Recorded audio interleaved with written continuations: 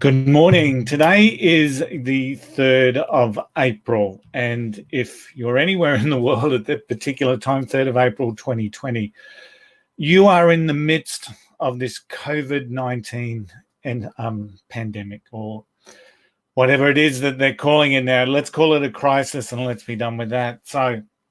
And what I've seen here in Australia, I'm from Brisbane, Australia, what I've seen is we're seeing an influx of sentiment around Australian-made products, which is fantastic. And we're seeing this rising tide of sentiment during this COVID-19 crisis. Now, I've been invited as a business coach, as a leadership coach, into a number of those different groups, promoting and speaking about encouraging people to buy Aussie Made. And I applaud them for the sentiment. And in one of those groups, there's over 1.3 million people.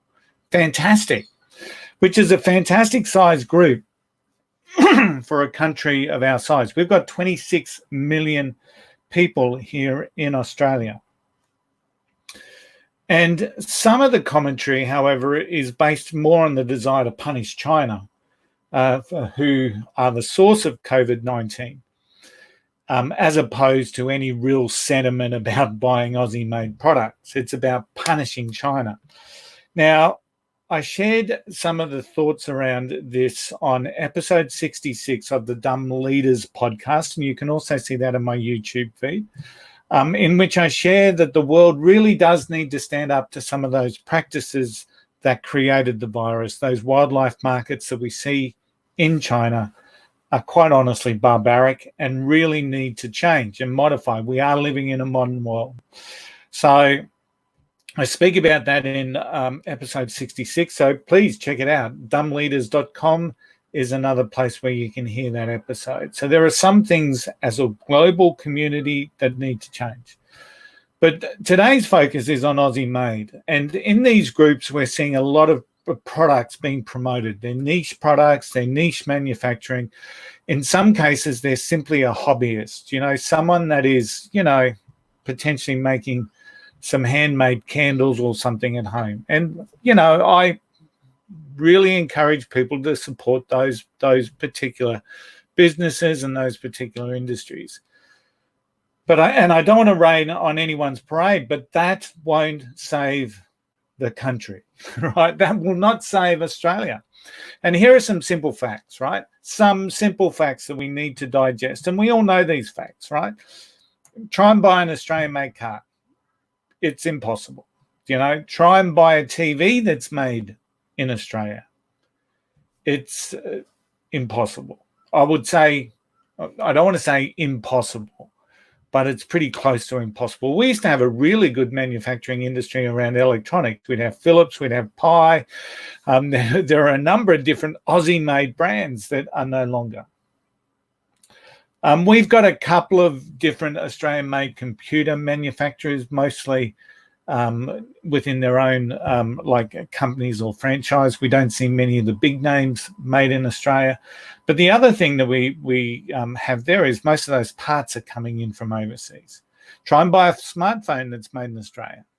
Now, I know that there's a company called Mint that is making an Australian-made smartphone.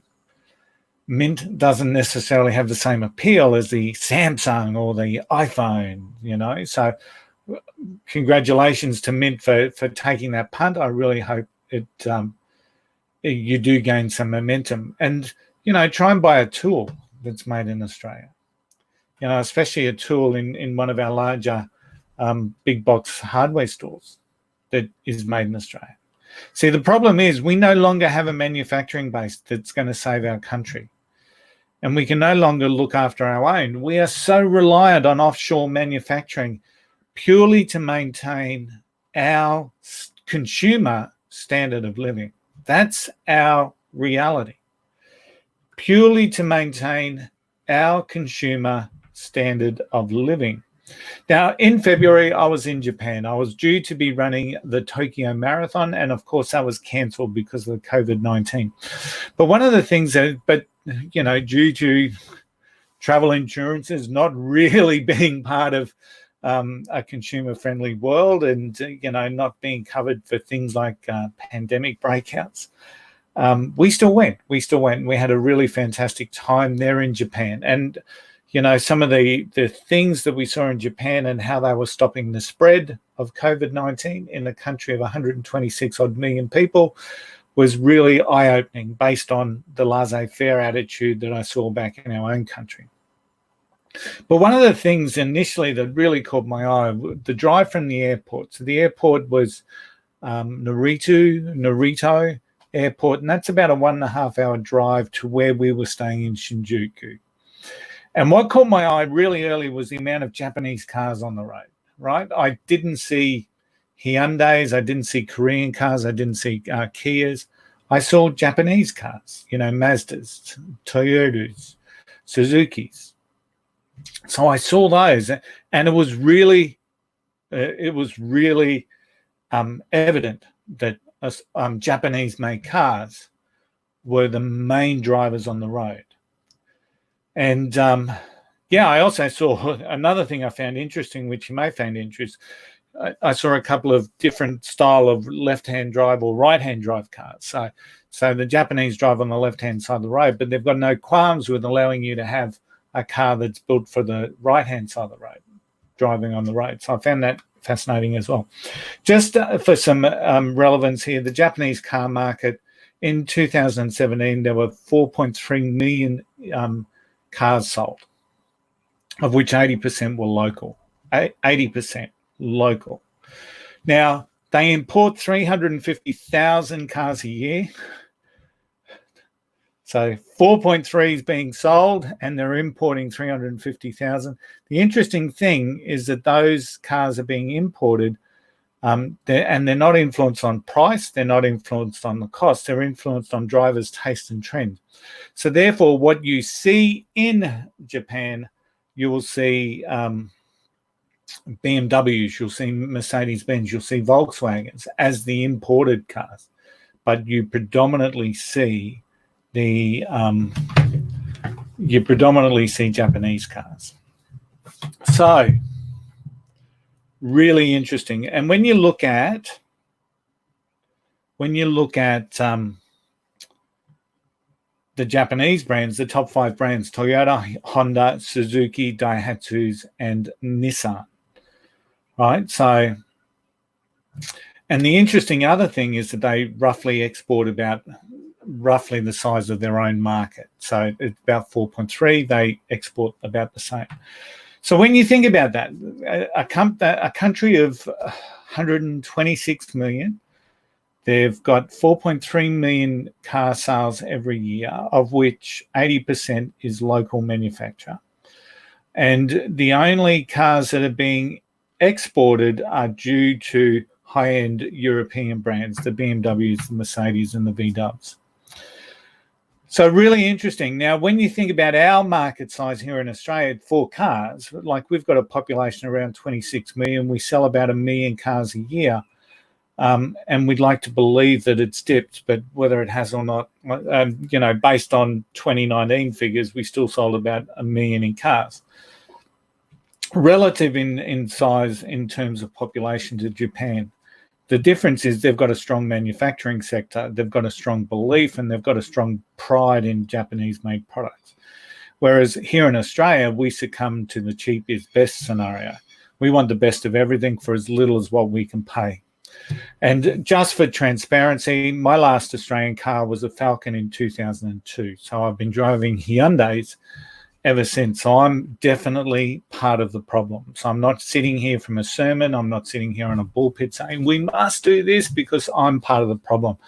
Because the first step is that we need to acknowledge that we do have a problem. And I'm certainly for part of it. So how does this get fixed, right?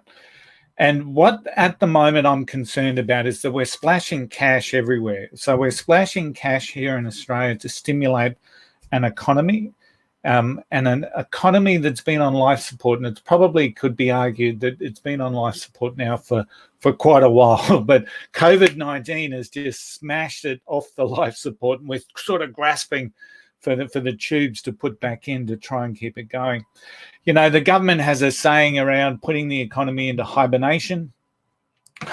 So putting the economy and ourselves into some sort of sleep-induced state, and then sharing money to anyone that's affected. Now that's worthy, and I'm pleased that they're doing that. But there's a but, and there's a really big but here, a really big but. I don't want to talk about hibernation. I want to talk about reset, because this is our opportunity to reset. And we're seeing this with the sentiment around Aussie people into a group in a very short space of time, like a 2-week scenario, saying, buy Australian, buy Australian. The sentiment is there, and that's what we need to be focused on now, building on that sentiment. Because we don't just need a stimulus or a survival package now, we need a recovery package. And we need some advanced understanding of what that recovery package would look like. And my concern is that because we're splashing obscene amounts of money now just to maintain our standard of living, we're not going to have the money that we need when it's time to recover. Because the economy is not just going to wake back up. The economy is not just going to go back to the way it is. Because if we do, we've lost an opportunity to reshape Australia. We really have. We'll have lost an opportunity. And I know, yes, we're talking about some short-term pain. Absolutely. But I think the long-term gain, not just for ourselves, but for the generations that follow us, is where we need to be focused. Not just now, not just maintaining the standard of living that I have now. This is about how do we recover for the best of Australia. And my concern is that there will be nothing in the bottom of the tin when it comes to stimulating or getting our manufacturing base kick-started again. Now, manufacturing's been decimated in this country by a number of things. I don't put the blame on any one thing. There's probably 3 or 4 areas where manufacturing has fallen over. We've got a belief in global free trade, right? Now, that's okay. But I think that belief has been more fostered on our consumerist society more than anything else, right? So we have a belief in global free trade, and it's because we can rely on lower cost of employment, lower compliance costs for businesses in developing countries to maintain a cost of goods that is what we would be prepared to pay as a society. So I believe that 100% the global trade is a little bit of a furphy, because what we're actually talking about is where can I get this stuff made as cheaply as possible so that I can sell as much within a value span within the Australian market. I see a lack of support in required infrastructure to support industries, and I believe that lack of vision from union and wage-related entities, because we've priced ourselves out of those global markets. And I might just add, and so we should, the Australian worker is predominantly a quality worker. So, of course, we should have higher prices, higher wages. But how that works within a global free trade, well, it simply doesn't, because we just go for lowest price. And the last area is our mindset around value. We expect things to cost less than what we do. And we've been used to this for so long. I've been driving Hyundai cars since like 2003 or 2000, probably 2007, sorry. Great value, you get a lot for your money, but that's the problem. That's what my expectation of value is. That can't be driven from an Australian manufacturing base. So we have we've got things made now from China, Bangladesh, India, and my concern has been for a while, where do we go next? So as we're seeing the rising middle class in China, for example, their prices are starting to rise, or will start to rise. And the same that we'll start to see in some of these other little areas. So what happens when there's no developing countries left, right? And then that's the oh shit factor that we're all going to face once again. Oh my God, why is everything suddenly so expensive? So this is something that was coming along, but what we've seen is that COVID has increased the rate of speed on this. And now all of a sudden we've got a manufacturing industry that's sitting there on life support. We've got some real hardy folk out there in the manufacturing industries in Australia. I really take my hat off to you guys. You've got a belief, you've got an unshakable belief that Australians match it with the world. Unfortunately, our society doesn't support you. Our government can be seen as non-supportive. So there's a number of different things sitting in here. So we've got some hardy folk, we've got some resilient folk, and I thank you for that. But now it's our time to support you to try and get our country back.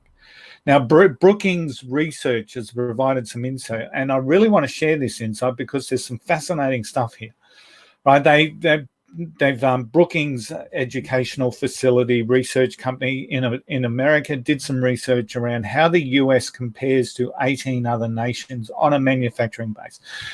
I'm using the US because this is where we get a bit blindsided, I guess, when we think about Australia. The US still has a manufacturing base, and it's really, and mind you, a huge population, 330 million people, of course. But when you look at the top 19 countries, we've got China number 1, US is number 2. Japan's number 3, Germany's number 4, South Korea, India, France, Italy, United Kingdom, Taiwan, and Mexico, right?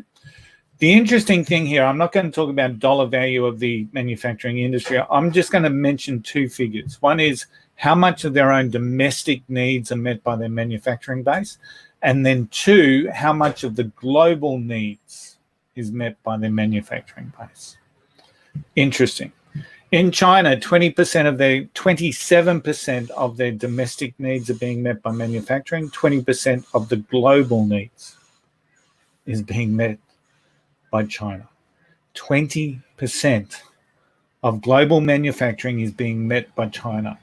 The US, 12% of their domestic needs is being met by their own manufacturing. 18% of the world's, which indicates that there's some stuff that they're not even supplying, they're just purely exporting. And the same again with potentially with what we see in China is that they're exporting more manufacturing than what they're providing to their own people. In Japan, it's 19% of their own domestic needs are met by their own manufacturing, 10% globally. In Germany, you've got 23% of domestic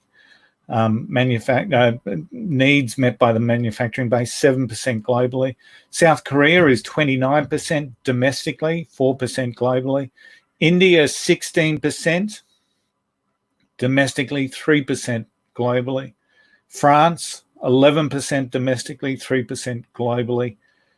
Italy is 16% domestically, 3% globally. United Kingdom, 10% domestically, 2% globally. Taiwan, 31% domestically, 2% globally. And Mexico is 19% domestic needs met and 2% of the global needs. The bottom of the list of that top 19 or top 20 list is the Netherlands, who are currently looking at 12% of their own domestic needs met by manufacturing and 1% of the global manufacturing. We're not in that list. We're not on that list. We're nowhere to be seen.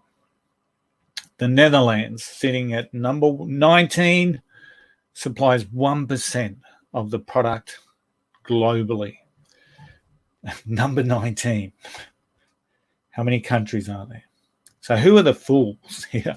Do we see the problem? So as we weakened our own manufacturing to the point of non-existence or into the niche, other countries have maintained some semblance. But even then, you look at that top 20, and the top 20, number 20 is supplying 1% of the global needs. And the biggest fulfiller of the domestic needs is from Taiwan, who are supplying 31% of domestic needs from their own manufacturing. They're in a much stronger position than most other countries. So who are the fools? So other countries have maintained some sort of semblance in and around manufacturing, right? Now, we've got a major reliance on China. all right, for our manufacturing products. As a business consultant, as a business educator, I've sat in on a large number of pitches with angel investors, with funds and whatnot. And every pitch where there is a product to be manufactured is involved. Every time the thoughts will always, whether it's immediately or ultimately during the conversation, will come around to how cheaply can we get this made in China. It's just what we do. So let's look at some more figures. And I don't want this to be like a figures show, but these figures are really relevant. So when we look at employment in manufacturing, now I've listed up the top 10. And for interest, 10% of Americans are employed in some way, shape, or form around in the manufacturing industries. Once again, Australia does not even get a mention here. So when you're going through the countries, we've got Poland, 20% of their employment is manufacturing. In Germany, it's 19%. In Italy, it's 18.5%. In Turkey, it's 18.1%. In South Korea, it's 16.9%. In China, it is 16.9%. I'm just going to place that link for all these figures in the chat, and you'll be able to check this out for yourself. In China, it's 16.9%. In Japan, it's 16.9%. In Mexico, it's 16.3%. In Russia, it's 14.4%. And in Indonesia, 13.5%. And hopefully, you would have seen that some of those countries weren't listed in the top 20 in the volume or the percentages of global output in manufacturing. So where is Australia? We're nowhere to be seen. Interestingly, when you look at domestic employment with manufacturing, and this is where we've suffered from since the 70s, right? And this is why the Australian-made sentiment is fantastic, but this is not a thing that I'm going to buy a candle that's manufactured by some little lady in a town in New South Wales country, and I'm suddenly going to solve the problem. No. So let me just, I've got the wrong figures in front of me here. So when you talk about, say, just bear with me, I do apologize. I thought I had this figure down, but I don't. So when you're looking at developed countries, right, what they call developed countries, so US, Europe, Japan, Australia. So they've lumped us all in together, which is, but you'll see a trend. In 1970, 26.8% of our employment was people that were employed in manufacturing. So 26.8 in 1970. Now, over the decades, 1980, it was 23.9, so we dropped 3%. In 1990, 20.7, we dropped 3%. In 2000, 16.9, we dropped 3%. 2007, 14.3%. And in 2011, the amount of people employed in manufacturing in developed countries was 12%. 26.8% in 1970, 12.8% in 2011. Conversely, in East Asia, which is China and South Korea predominantly, in 1970, 13.9%, a massive increase to 1980 where it was 22.5%, and it now sits around the same. It's about 21% in 2011. You look at Southeast Asia, which is Indonesia and the Philippines, 11% in 1970, 15% now. And you look at India at 9% in 1970 and 11.6% now. So you've seen the shift. The developed world has seen a drop-off as we've got used to or accustomed to seeing manufactured developing countries. Our manufacturing employment base has dropped off incredibly. And during that time, can I just say, China went from number 5 in the world to number 1. So what should happen? So I'm not just here talking about the problems. Let's talk about some of the things that I potentially see that can really help us. First up, we need to get some tax incentives. Now, I am not a fan of industry bailouts. So that is the first thing I'm going to say. We saw a shitload of money given to the automobile industry, whether it was Holden or Ford. They both got more money than they probably deserved. And what happened to that money? It wasn't to create a sustainable operation. I've got no idea. Whether they just banked it as profits, good on them, well done, they're gone now. But I'm not a fan of industry bailouts from the government because I don't think that money gets used at all well. We do need tax incentives. We do need tax incentives on startups and infrastructure costs. That's one of the first things that I would see, trying to help businesses in respect of startup. We need to have payroll incentives. The larger the workforce, the better the incentives. Now, in saying that, we've got a dual pronged thing here because we must embrace technology. We must embrace innovation. We must embrace robotics. We must embrace automations. But we also need people to be employed. So the more people that a manufacturing company employs, the greater the incentive should be on their payroll. We don't want industry bailouts. I've mentioned that. We should have access through government mentoring programs for industry's world's best practice, global experts to mentor and provide business support to help build this manufacturing base that we've allowed ourselves to decimate. Now, most of these people are actually sitting here in Australia now. I'm not saying all of them, but most of them. We've got some pretty intelligent people sitting here who can work through this problem and start to build this base. And this is why I'm concerned that because of all the money that's going out there now to keep our standard of living, are we really going to have anything left for us to rebuild with? Because we need to rebuild in this particular industry. We've got some amazingly smart people. So the government should be focused on tax incentives, payroll incentives. So they, the better the company does in terms of, productivity, profitability, employment, the greater the incentive that they have, right? As well as having some level of incentive for research and development and startup costs. Now, from the general population, we need to shift. We need to shift. And we need to shift from a consumerism point of view to one of pride, because I see that. Once again, when I think back to Japan, there are a number of people in jobs, roles, employment that we just wouldn't have here in Australia. The amount of cleaners was amazing. Now, whether that was an increase with COVID, I'm not sure. But we also saw car park attendants just standing next to a boom gate welcoming people in. We just saw, store attendants. You walk into a store in Japan and their numbers in the store would have been 3 to 4 times employees than what you would see in a similar sized Australian business. So there is a national pride and there is a national focus on keeping people purposeful.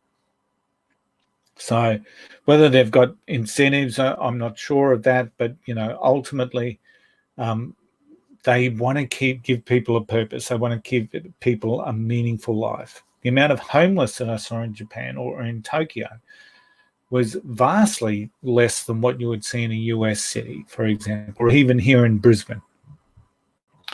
So our mindset needs to shift. We've got to move from one of consumerism to one of pride.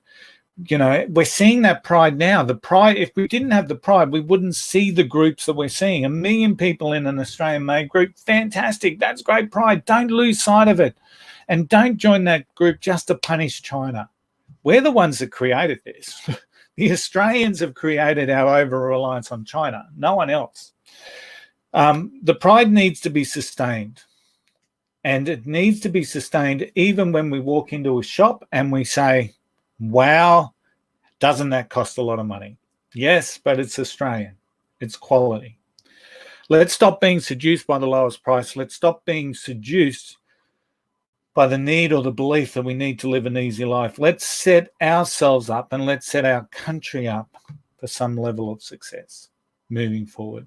Let's stop being reliant on developing countries to manufacture the products that we consume. Let's start thinking about what we can do ourselves. And just my final thought, let's not fall into hibernation. Let's reset. I'm Tony Curl from Think and Grow Business. I hope you've taken some value, some insight, some opinion around what I've just spoken about. I'll talk again real soon.